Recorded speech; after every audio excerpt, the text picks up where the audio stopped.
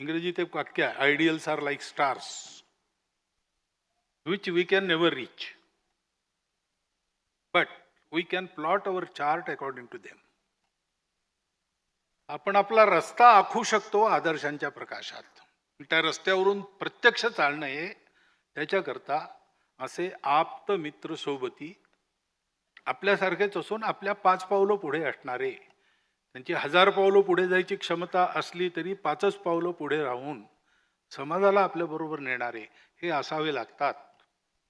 आणि असे लोक हे खरोखर असणं आसपास हे आपलं सर्वांचं भाग्य आहे.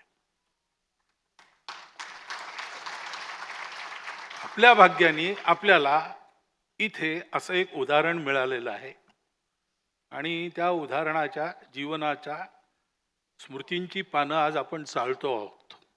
ती चालत असताना हे लक्षात ठेवायचं की आपल्यालाही अशी सोबत करायची आहे कोणाची तरी. नवी पिढी घडते घडते म्हणजे कशी घडते ते असं पाहूनच घडते. घरातले आप्त मित्र, वडील मंडळी, दोस्त हे जसे वागतात तसे ते होतात. गोष्टी सगळे ऐकतात, आदर्श सगळ्यांना माहीत असतात, पण सोबतचा जसा असतो संगतीप्रमाणे माणूस घडतो.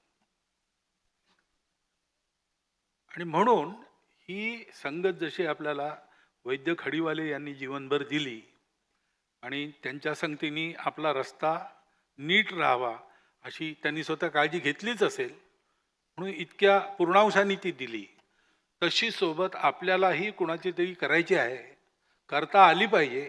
याकरता आपण सगळ्यांनी प्रयत्नरत राहिलं पाहिजे. त्याच्याकरता हा ग्रंथ जरा सावकाशीने एक एक पान नीट विचार करत करत वाचलं पाहिजे आणि असं जीवन पुन्हा झालं पाहिजे, म्हणजे पुन्हा उभं राहिलं पाहिजे. कुटुंबातले लोक तर तो वारसा पुढे नेतील, पण तो वारसा फक्त कुटुंबाचा नाही आहे. कदाचित आयुर्वेद शास्त्राचा वारसा कुटुंबाचा असेल, परंतु ज्याच्याजवळ जे जे आहे त्या निशी तो समाजाचं भलं करूच शकतो.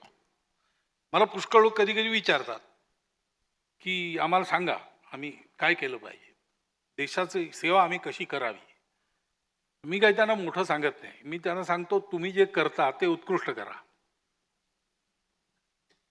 आणि तुम्ही जे करता त्याची फळं तुम्ही एकटे चाखू नका, फक्त तुमच्या कुटुंबापुरती ठेवू नका. जितकी जास्त तुम्हाला ती वाटता येतील तितकी वाटा.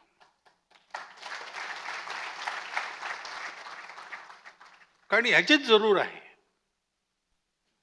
त्याच्याकरता ही सगळी आपलेपणाची वाट ही चोखाळणारी